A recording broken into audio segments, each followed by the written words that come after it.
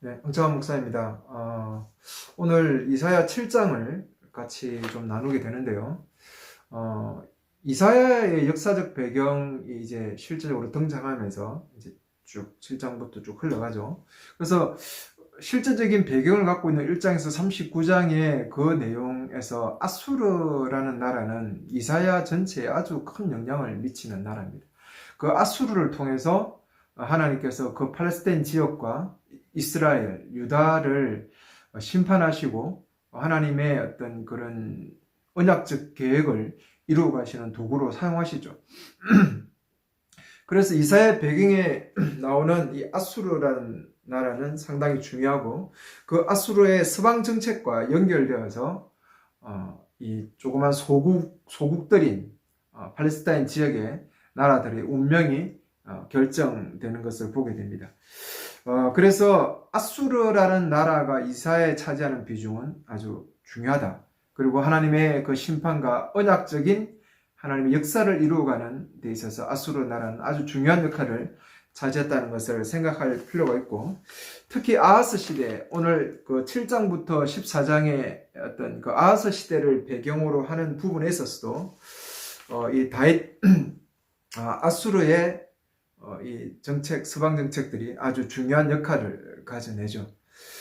여기서 보면 1절에 보면 그 우찌아의 손자와 요담의 아들과 아하즈의 날들에라고 되어 있죠. 우시아와 요담, 아하스. 그러니까 그 다윗의 자손이 좀 연결되어 오는 그때에 특히 아하스 시대에 르진왕 이스라엘 왕 아람 왕 러신이라고 알고 있죠. 러신. 우리는 그렇게 개혁신앙의 러신. 이스라엘 왕 르마야의 아들 베가죠. 예루살렘으로 전쟁을 치러오죠. 이 배경을 갖고 있습니다. 그러니까 아수르가 서방 정책을 쭉 펼치다가 조금 주춤한 시대에 아람 왕 러신과 북이스라엘 왕 베가가 연합을 해서 유다를 쳐내려오죠. 이 연합군은 오히려 이 둘만 있는 게 아니라 에돔도 있고 그리고 블레셋인들도 연합되어 있죠. 그러니까 항상 이 팔레스타인 지역들은 이 외세의 큰 침입에서 이 연합군이 형성되어서 그 소국이니까 연합하여서 이 대제국들에 맞서곤 했는데 특히 이 러신과 베가는 그 선왕들을 죽이고 자기들이 왕자를 찬탈하지 않습니까? 그러니까 쿠데타를 일으켜서 왕조를 세웠죠. 그러니까 그들은 정통성을 인정받으려면 그 선왕들과는 반대되는 입장을 가야 되지 않습니까? 그 선왕들은 아수르의 서방 정책에 밀려서 그들의 조공을 받기고 친아수르 쪽으로 흘렀다면 이들은 민족주의를 이용하죠. 민족주의를 이용해서 다시 아수르에게 반기를 듭니다. 그래야 자기의 정통성이 세워지잖아요. 그죠? 그 반기를 들면서 예전에 그 연합군의 형식을 만들어서 그 대제국인 아수르를 대항하려고 해요. 그러다 보니까 유다도 여기에 참여해 주기를 원하는 거죠. 그런데 유다는 이 연합군에 참여하지 않습니다. 왜 그러냐면 그 선왕 때부터 이미 친아수르 정책을 펼쳐왔고 아하스도 친아수르 정책을 갖고 있죠. 그러니까 이 연합군에 들어가기를 거부한 것입니다. 그러니까 이 러신을 대표로 해서 베가와 이 에돔 그리고 블레셋인들이 이렇게 연합해서 팔레스타인 주위에 있는 그 연합해서 유다를 침범하러 내려온 거죠. 엄청난 대군을 모아서 내려오니까 유다 백성들이 뜰 수밖에 없는 상황이죠. 그런 전쟁을 기점 이런 배경을 갖고 있습니다. 그러니까 유다를 침공해서 이들의 어떤 그 목적은 유다를 침공해서 다윗의 자손인 아하스를 몰아내고 여기 한번 넣어줘. 디브리의 아들을 유다 왕으로 삼자라는 그런 어떤 명분을 갖고 연합해서 쳐내려오죠. 그래서 이 배경이 역사적 배경이면서도 이들의 어떤 연합군들의 어떤 그 전쟁의 그 동기가 다윗의 자손을 몰아내자는 겁니다. 다윗의 자손. 이것은 다윗의 언약과 연관돼서 하나님께서 다윗을 세우시면서 너의 자손이 끊임없이 왕의 자리를 차지할 것이고, 결국은 최종적인 다윗의 자손인 메시아까지 연결되지 않습니까? 이런 하나님의 다윗의 언약과 연관되어 있는 거죠. 그 언약을 이들이 전쟁을 통해서 방해하는 어떤 그런 구도로 연결이 되어 가게 됩니다. 그래서 이 연합군이 내려와서 유다를 엄청 힘들게 해요. 르신이 에돔에게 자유를 주면서 유다를 침략하게 하죠. 열왕기하 16장 6절이나 역대하 28장 10절에 보면 이들이 유다를 괴롭힙니다. 블레셋인들도 네겝과 세발라의 여러 성읍들을 점령하게 되죠. 역대하 28장 18절에 보면은 이들이 이 연합군들이 엄청나게 유다를 괴롭힙니다. 그러면서 예루살렘 거의 까지 진격을 하죠. 그러니까 이 전쟁이 얼마나 유다와 아하스에게 두려움이었고 힘든 싸움인지, 엄청난 어마어마한 대군이 오는 것이니까 그런 어떤 배경 속에 있죠. 그래서 히스기야는 아하스는 오히려 더 아수르에게 친아수르 정책을 펴면서 아수르에게 도움을 요청하게 되고, 우리가 잘 알고 있는 디글라 블레셀이라는 그 왕이 이렇게 팔레스타인 지역을 다시 출정해서 갈릴리아와 다메섹, 암몬이죠. 다메섹 지역들과 북이스라엘을 완전히 전멸시키죠. 그러면서 북이스라엘의 친아수르 왕인 호세아를 세우면서 그들이 또 물러나게 되는 겁니다. 이런 역사적 배경을 가지고 있습니다.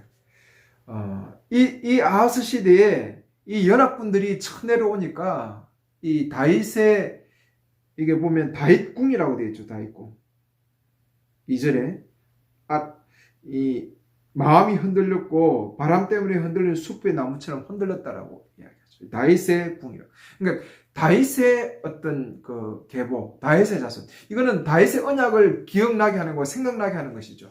이 싸움 자체가 하나님의 언약에 대한 대결 구도로 형성되어가는 부분을 이야기하기 위해서 다윗궁이라고 표현하고 있습니다. 근데 이들이 전쟁을 해서 페가는 1절에 그러나 페가는 예루살렘과 전쟁에서 이길 수 없다는 이미 결론을 내리고 있습니다.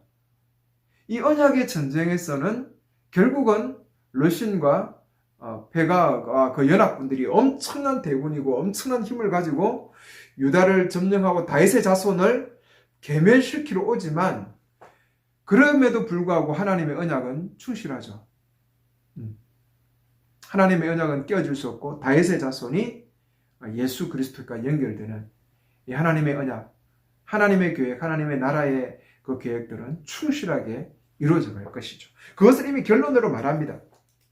그런데 그 속에 아하스는 아주 하나님의 언약에 대해서 무지하고, 오히려 다메섹에 가서 그 아수르 왕을 배울 때 다메섹의 그 신전을 그대로 유다 땅에서 짓게 하죠.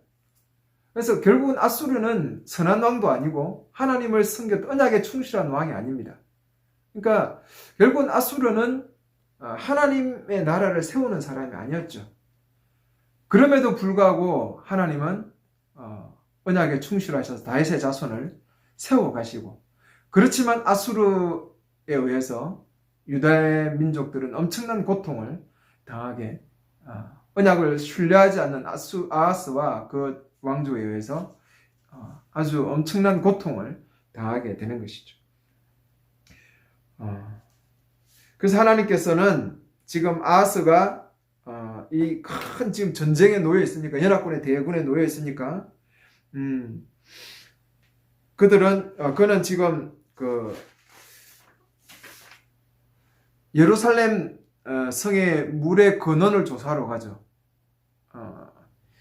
이것은 전쟁에 있어서 물이 아주 중요하기 때문에 예루살렘 성물의 그 근원을 조사하면서 이 전쟁을 이제 장기전으로 끌려가려고 하는 이제 그런 부분이죠. 그래서 대결 구도로 가고 있는 이 아하스의 마음을 아시고 하나님께서 보내죠. 세탁자의 큰 귤 위에 있는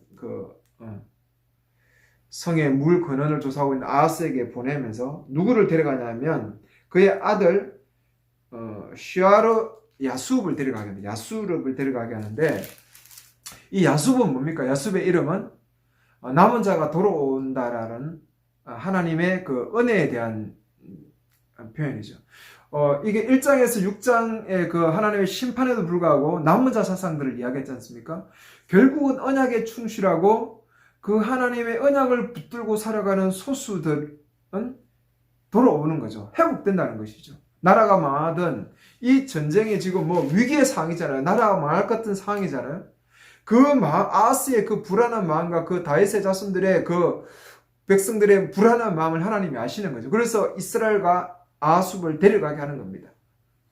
하나님은 언약에 충실한 자, 그 언약을 성실하게 믿고 그 약속을 붙들고 하나님 나라를 이루어가는 그 백성들은 반드시 하나님께서 붙들으시고 회복시켜 주신다라고 하는 그 약속을 위해서 그 이사야의 아들과 같이 가게 합니다. 이미 다윗의 언약을 생각나게 하고 그 다윗의 언약을 기억하라는 것이죠. 이 전쟁에 앞서서. 그런데 아하스는 그것을 믿지 않죠. 여러분 오늘도 하나님은 언약에 충실한 백성들과 같이 가십니다. 여러분 우리가 꼭 기억해야 돼요. 하나님은 누구나 같이 하나님의 역사를 이루어가는 게 아니에요. 하나님의 백성이라고 말하는 유다 백성들 전체와 같이 가는 게 아닙니다. 하나님의 교회 시대에도 똑같아요. 하나님은 하나님의 언약에 충실하고 언약에 충실한 교회와 그 교회 백성들, 언약을 믿고 언약을 의지하고 그 하나님의 최종적인 그 언약의 완성, 예수 그리스도를 통한 새하늘과 새 땅을 바라보는 계시록의 마지막을 바라보면서 충실하게 하나님 나라를 이루어가는 그 삶을 살아가는 언약 백성들과 하나님은 당신의 일을 같이 가세요. 그게 믿음이죠. 믿음이란 것은 단순히 내가 믿습니다라는 것이 아니라 뭘 믿는다는 겁니까? 하나님의 언약을 믿는 것, 하나님 나라의 계획을 믿고 하나님의 그 계획을 따라가는 것이죠. 그게 믿음이죠. 믿음은 하나님의 언약을 믿는 겁니다. 내용이 그래요.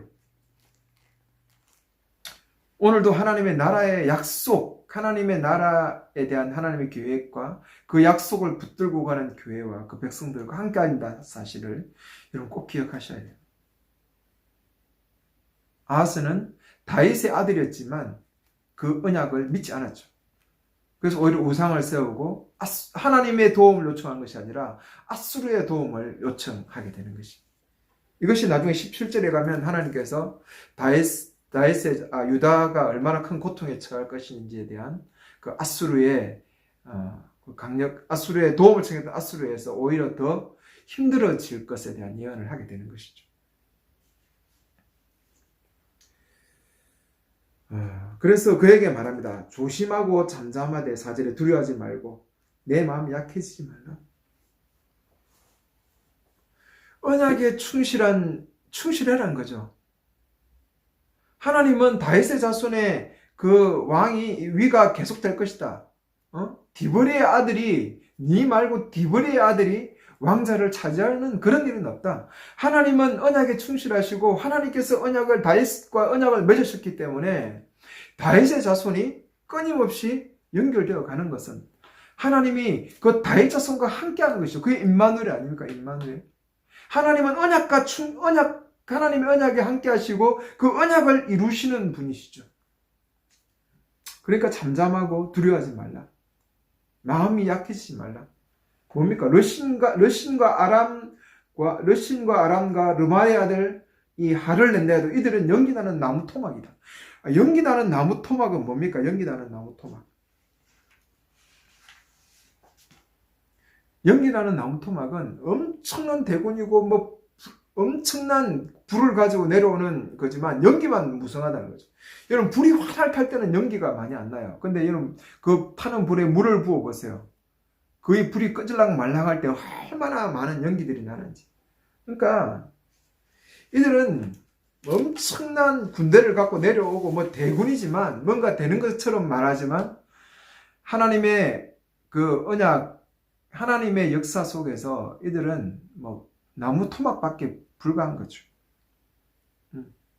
그래서 아람 에브라임과 르마리아 아들과 함께 너를 치려고 악을 계획하고, 이 악을 계획했다는 말이죠. 악이란 것이 뭡니까? 도덕적으로 나쁜 걸 악이라고 성경은 이야기하지 않습니다. 성경이 말하는 악이란 것은 하나님의 계획에 반대하는 거죠. 하나님 나라의 그 일을 반대하는 것이 악입니다. 여러분 이거 잘 아셔야 돼요. 성경에 선하다 악하다라는 것은 그거 우리가 도덕적으로만 생각해서는 안 됩니다. 도덕을 뛰어넘어서 하나님의 언약, 하나님의 계획과 연관이 있느냐 그렇지 않느냐의 문제죠. 네. 이것이 악을 말하는 것이 이루어지지 않죠. 특히 6절에 말 티브리아 아들 가운데 왕을 세우자. 하나님의 언약을 무시하고 다른 왕조를 세우려고 하는 이것이 계획 이루어질 수 없습니다. 7절에 여호와께서 말씀하셨습니다. 그것은 이루지 못하고 일어나지 못할 것이다. 단언한 거죠. 왜? 하나님의 언약은 반드시 이루어지기 때문에 그렇습니다. 왜냐하면 아람의 머리는 다메섹이고 다메섹의 머리는 르신이죠. 65년 안에 에브라임은 깨어지고 나라가 되지 못할 것이다. 에브라임의 머리는 스몰론이고 스몰론 머리는 르마야의 아들이기 때문이다. 이게 뭡니까? 아니 그들은 그 나라를 이끌어가는 그 우두머리들은 아람과 북이스라엘의 머리는 누굽니까? 르신과 베가죠. 인간입니다. 인간. 연기나는 인간에 불과한 그들이죠. 그들이 머리죠. 그들이 지금 이끌어가고 있습니다. 그들이 하나님의 지금 그 언약의 하나님 나라에 대항해서 뭔가를 이루어 가겠다라고 하는 것, 그거 안 된다는 거죠. 하나님이 다윗의 위가 영원할 것이다라고 말해서 다윗의 자손이 하나님 아들이 될 것이다. 야훼 언약이지 않습니까? 이 언약에 대항해서 일어났어요. 이것은 이루어질 수 없습니다. 그들은 인간이죠. 인간이 뭘 하겠습니까? 지금 유다는 누가 지금 왕으로 섰습니까? 아하스죠. 아하스는 누구의 자손입니까? 다윗의 자손이죠. 하나님께서 다윗의 자손을 보호해주겠다 약속했지 않습니까? 그 약속이 굳건히 서 있는데 이 일이 일어나겠습니까? 그 이야기죠. 지금 65년 안에 에브라임은 나라가 깨어져 버릴 만큼 나라가 없어져 버리죠. 그들은 이미 북이스라엘도 하나님의 자손이었지만 이들은 이제 하나님의 나라가 아닙니다. 완전히 없어져 버릴 것이죠. 그래서 9절에 그런데 만일 너희가 믿지 못하면 참으로 너희가 굳게 서지 못할 것이다. 이 언약에 충실하지 못하면 너희들은 굳게 서지 못한다. 요동하고 믿지 못하고 아수를 의지하게 되고 다메섹에 있는 그 신의 왕을 그 우상을 모시게 되는 이런 일이 일어나죠. 그래서 여호와께서 아하스에게 말했죠. 너는 서울만큼 깊은 것이든 위로 높은 것이다. 11절에 하나님께 표징을 구하라 하죠. 표징. 땅 깊은 곳이 서울이죠. 땅 끝이죠. 아예. 그다음 하늘 끝. 그러니까 땅과 하늘의 이 우주 전체죠. 이 전체를 지키시고 보호하시고 이끌어가신 하나님인데 그 하나님께 그만큼 위대하신 하나님께 징조를 구하라 하죠. 뭐든지 징조를 구하라 하지 않습니까? 그런데 아하스는 표정을 요청하지도 않고 여호와를 시험하지 않을 것이다. 이거는 뭔가 아주 신실하게 보여 하나님을 시험하지 않겠다는 아주 엄청난 신앙인 것처럼 보이지만 그렇지 않습니다. 아하스는 열왕기 하나 역대하에 보면은 하나님을 믿지 않아요. 오히려 아수를 의지하고 다메섹의 신상을 만들어서 우상을 섬깁니다. 악한 왕이죠. 그러니까 이 말은 뭐냐? 하나님을 믿지 못하겠다는 것이죠. 다윗의 언약이고 뭐고 모르겠다는 겁니다. 하나님의 그 계획, 하나님의 언약 뭐 이런 것과는 상관없다는 거죠. 그러니까 이사야가 13절에 말 다윗의 자손아, 다윗의 집안이라고 이야기하죠. 이 언약적 배경을 가지고 이야기하는 게 아닙니까? 다윗의 언약을 가지고 다윗의 집이라고 표현합니다. 다윗의 왕자가 계속되는 이 다윗의 왕자 그 왕의 다윗의 집은 하나님의 언약에 대한 부분을 생각하면서 그들에게 말해 잘 들으라. 사람들을 지치게 한 것이 작은 일에서 하나님께 지치라. 아하스가 아주 우유부단합니다. 그래서 하나님 백성들을 힘들게 했잖아요. 유다를. 그리고 그들 우상 숭배하면서 악한 길로 이끌어가는데 이 아하스는 하나님도 의지하지 않는 것이죠. 그 표현을 지금 하고 있는 게 아닙니까? 하나님 지치게 한다. 힘들게 한다는. 그러니까 아하스는 하나님을 믿지 않았어요. 그러니까 징조를 구하지도 않은 겁니다. 그래서 14절에 주님께서 친히 징조를 주는데 처녀가 임신하여 아들을 낳을 것이고 그 이름을 임마누엘이라 하라. 우리가 이 구절을 보면서 우리는 너무 신약을 바로 보고 이 뭐 메시아에 대한 예언이다. 뭐 그래서 너무 구약을 기독론 쪽으로만 접근하다 보니까 이 처녀는 마리아고 그 임마누엘은 예수 메시아 아닌가라고 우리는 단적으로 말하죠. 우리는 너무 계시의 발전을 무시해요. 계시의 발전을 무시해서 신약 안에서 자꾸 구약을 그냥 끌어당겨서 보려고 하는 그런 잘못을 구합니다. 먼저 그 시대의 배경 속에서 이 말씀을 봐야 돼요. 그래야 이 말씀이 바로 보여요. 물론 이 말씀은 결국은 계시의 발전에 의해서 다윗의 자손이 영원한 다윗의 자손, 그 왕조가 끊이지 않고 끊임없이 영원한 왕, 최후의 왕인 예수 그리스도 메시아를 이야기합니다. 그것을 다윗의 왕을 강조하기 위해서 마태복음 1장 22절에 이 부분을 인용하는 것이 아닙니까? 처녀가 잉태. 여기서 말하는 처녀라는 것은 물론 결혼하지 않은 여자이지만 마리아처럼 성령으로 잉태한 사람을 이야기하지 않습니다. 이 알마는 젊은 처녀죠. 젊은 여자가 이제 나중에 결혼해서 아주 처녀가 결혼해서 아이를 낳을 것이죠. 그 이름을 임마누엘, 하나님께서 함께 하시는 거죠. 여기서 말하는 이 임마누엘이 누굴까? 이 알마 처녀가 누굴까?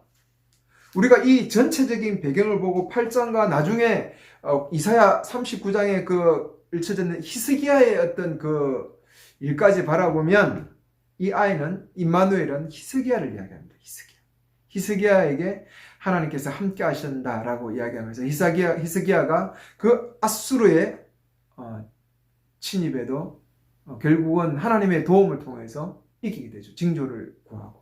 아하스는 징조를 거부했지만 이 히스기야는 징조를 구하고 그 징조로 인해서 그가 나음을 입고 아수르 왕이 죽임을 수수께끼 같은 죽임을 당하는 그런 일이 일어나죠. 스타야만이라는 이 학자는 이 처녀는 아하스의 가 충분히 알 수 있는 사람이라고 그렇게 이야기했습니다. 그리고 아마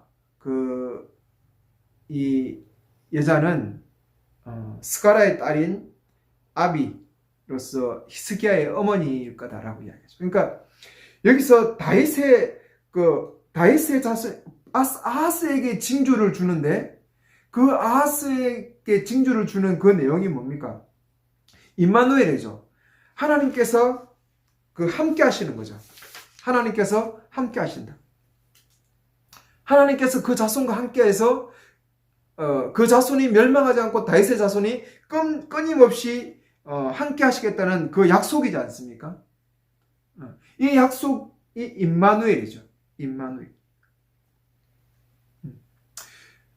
그러니까 이미 아하스가 알고 있어야 되고, 그리고 그 하나님의 함께 하심으로 말미암아 다윗의 자손이 그 아수르의 엄청난 대제국의 강력한 도전 속에도 자치 왕국으로서 자리를 잡게 되는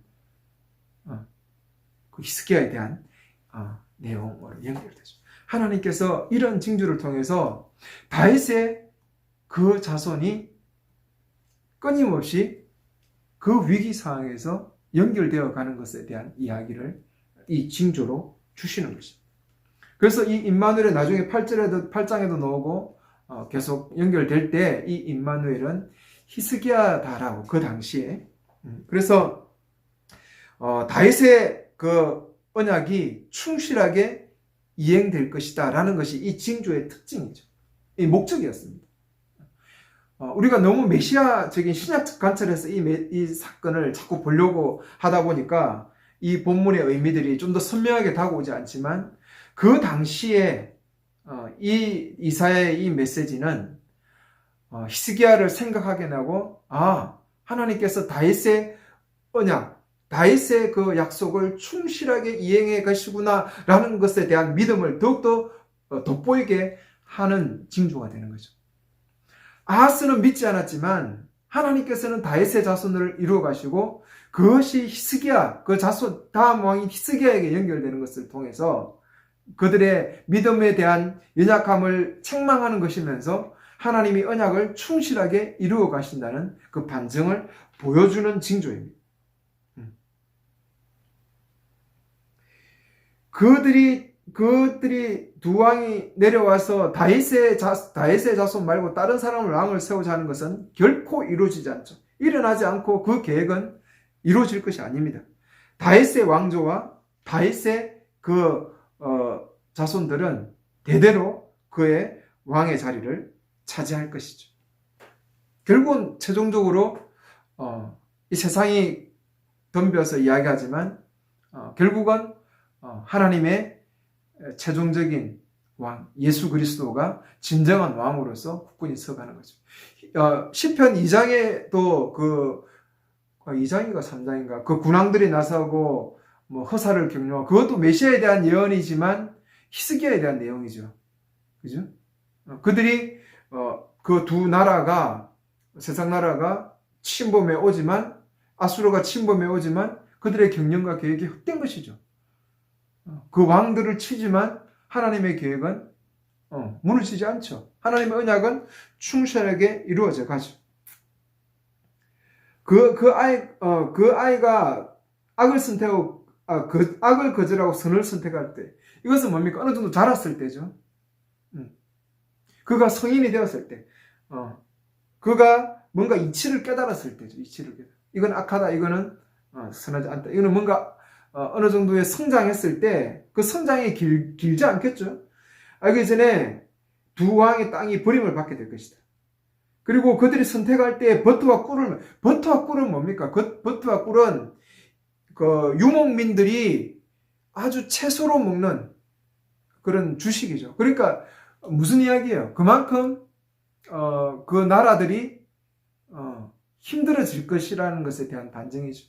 그 아이가 얼마 안 있어서 이런 일이 일어나고 그리고 두 왕들은 어떻게 될까요? 버림을 받게 될 것이다. 그죠?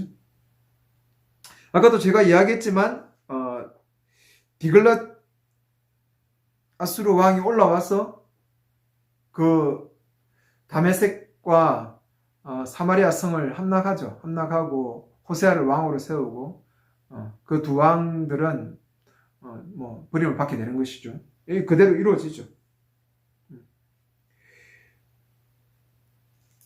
그리고 이제 17절부터는 믿지 않은 하나님의 언약에 충실하지 않고 그 언약을 믿지 않았던 아하스와 그 유다 백성들에게 하나님의 심판을 이야기하죠.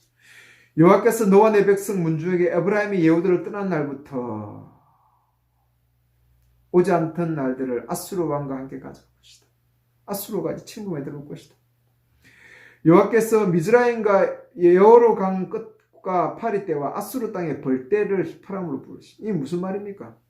이 대제국 사이에 끼어 있는 이 팔레스타인의 이 어떤 운명 아닙니까, 그죠? 한 번은 애굽이 장악해서 애굽이 아수르에 반대해서 힘을 쓰면 이 팔레스타인 지배, 특히 유다도 그렇죠. 애굽에게 엄청난 고통을 당하고 그런 어떤 물자와 식량을 탈취당하고, 그다음 아수르가 또 애굽을 치러 와서 강하게 또 아수르에서 이렇게 당하고, 이 중간에 끼어서 여러 식량과 물자와 또한 여러 성읍들이 고통을 당하게 되죠. 지금 그 이야기입니다. 파리 때와 벌 때는 어떤 엄청난 양들입니다. 파리도 그렇고 벌도 그렇죠. 뭉쳐가지고 막 오지 않습니까? 그런 어떤 엄청난 대군들에 의해서 참혹하게 고통을 당할 거다는 데 대한 이야기죠. 가파른 꼴짝이와 바위 틈 사이와 가시덤불과 모든 물가에 자리 잡을 것이다. 온 땅 곳곳을 항폐하게 만들 것이죠. 이 파리와 벌떼들이. 그러니까 애국과 아수르가 이렇게 유대 땅을 힘들게 할 것이라면서. 그날에 주께서 강 건너편에 빌려온 칼이죠. 빌려온 칼. 하나님께서 하나님의 심판의 도구로 지금 쓰고 있는 거죠. 아수르 왕을 사용해서 머리털과 발털을 밀 것이고, 이 머리털과 발털과 수염을 자른다는 것은 그 시대에는 모욕을 당하는 거죠. 이 고대에 특히 위신의 시대에, 그죠? 이스라엘 백성들도 우리나라처럼 위신과 문화, 이런 어떤 가문 이런 것들을 중요하게 생각합니다. 근데 그들의 머리를 자른 거예요. 우리 옛날에 조선시대에 그죠? 상투를 자르고 그와 똑같죠? 모욕을 주는 것이죠. 그 나라들에 의해서 집합일 것이죠. 각 사람이 송아지 한 마리와 두 양을 살게 하고 우유를 내어 버터를 먹는 것이죠. 이게 또 우유를 내어 버터를 먹는 건 뭡니까? 이것은 유목민들이 아주 가난하고 처참한 유목민들이 먹는 주식이에요. 그러니까 이 화려했던 포도원에 화려했던 유다가 이 전쟁들 아수르에 의해서 아수르의 전쟁과 아수르의 조공을 받아 아수르를 의지하지만 이 아수르에서 오히려 뭡니까? 이렇게 처참한 지경에 이르게 되는 것이죠. 우유와 버터만을 먹게 되는. 남은 자들이 버터와 꿀을 먹을 것이다. 비참한 신세로 전락할 것이라는 것이죠. 그날에 천세계를 나가는 포도나무 천그루가 있던 곳에 찔러와 가시게 할 것이다. 포도주가 주식이지 않습니까? 엄청난 풍요함을 누렸던 유다의 그 포도원에 찔레와 가시가 온 땅에 있고, 갱유를 일구던 모든 산은 찔레와 가시 때문에 거기로 들어가지 못하고 황폐하게 되어버리는 거죠. 땅이. 풀이나 놓고 양이 밟는 곳이 될 것이다. 완전 항무지가 되어버리겠다는 것이죠. 결국은 이 유다 아수를 의지하고 우상숭배에 빠지고 하나님의 그 징조를 믿지 않았던 이 아하스와 그 백성들은 이 아수르에 의한 엄청난 고통을 당할 것이고, 그들의 어떤 식량의 부족, 비참한 신세로 전락할 것에 대한 그런 이사야의 예언을 오늘 본문이 이야기하고 있습니다. 결국은 오늘 7장의 이 내용, 역사적 배경들, 러시인이 어떤 연합군들이 공격해오는 다윗의 자손을 바꾸자라고 하는 것은 이 위기의 시대, 하나님의 언약을 믿지 못하고 하나님의 계획과 하나님의 걸어가는 길과 동참하지 못했던 그 아하스와 그 백성들의 비참함에 대한 이야기죠. 하나님은 언약에 충실합니다. 아무리 연합군이 강하게 공격해오고 유다를 괴롭힐지라도 하나님은 다윗의 자손을 통해서 하나님의 언약을 충실하게 이루어 가시는 분이시죠. 어떤 일이 일어나더라도 하나님의 언약은 변하지 않을 것입니다. 하나님의 약속은 왕자는 굳건하게 이루어져 갈 것이고, 그것은 결국은 메시아를 통해서 하나님께서 완성하셨죠. 정작 이것을 믿지 않고 믿음으로 굳게 서지 못했던 아하스와 그 민족은 자신들이 의지했던 아수르에 의해서 오히려 더 비참한 신세로 전락되어 가는 것을 보게 됩니다.